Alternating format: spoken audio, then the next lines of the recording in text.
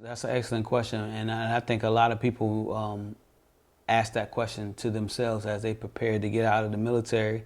But James, I tell you like I tell a lot of other people, when I knew that I wanted to get out the military, even before then, I was already preparing to get out. Okay. And preparing means to me was saving, investing, education, no debt.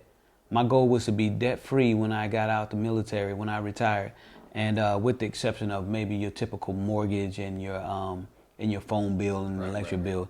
Other than that, I was debt free, and so I didn't have the.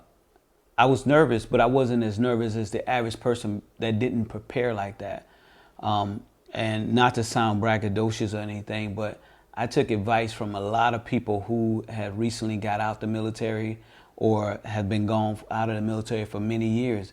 And I listened to them and I prepared and I did that. And I do the same thing and try to help other folks when they get out.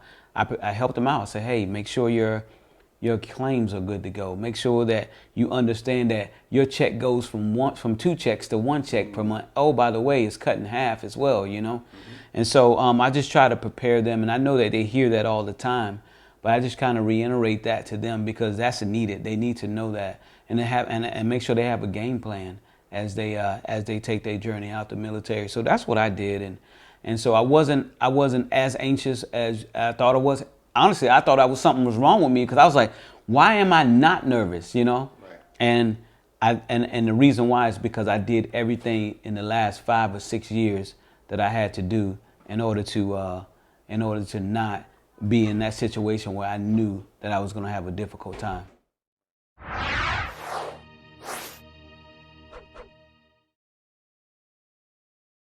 Well, I've always been fascinated with starting my own business. I had some family members around me that have had their own business, and I asked them questions and what it would take, and some friends on what it would take, because I know it's tough owning your own business. After doing my research, and I say, you know what, I'm gonna give it a shot, and if I fail, at least I gave it a shot. And fortunately, I haven't failed in that aspect. But the main reason why I decided to start my own business is because I wanted to be my own boss at one time. You know, I wanted to see how it felt to have somebody call you and say, "Hey, we want to hire you for your services and pay you." You know what I mean?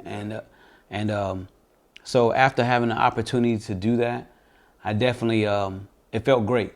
Honestly, it did. And then just to when people get out of the military, they ask, "Hey, what are you going to do?" They automatically think you got to go do something else. Right. And so I was one of those people that honestly thought the same thing. But starting my own business, you work for yourself. You know, you get to do more research. You get to understand more things. You get to correspond. You get to network with other folks who have started their own business as well. And I've had an opportunity to do that, and it's been working wonders. Traveling to different companies just to make them better. And you could definitely attest to that, you know. And so just starting my own business, I took a risk, I took a chance, and I like where it's going, and I'm excited about it, and I know it's more to come.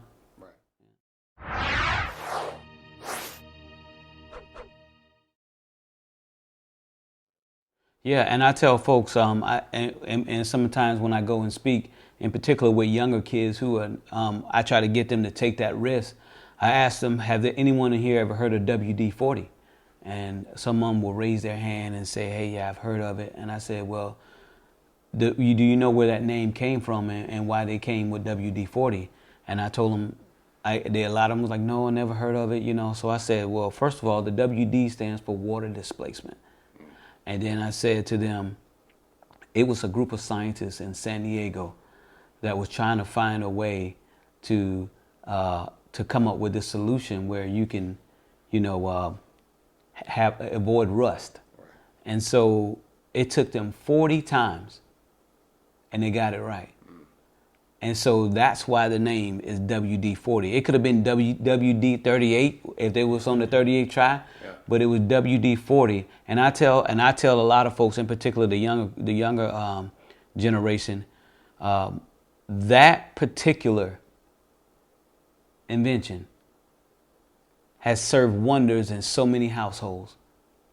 And we just imagine if they would have given up or never even tried.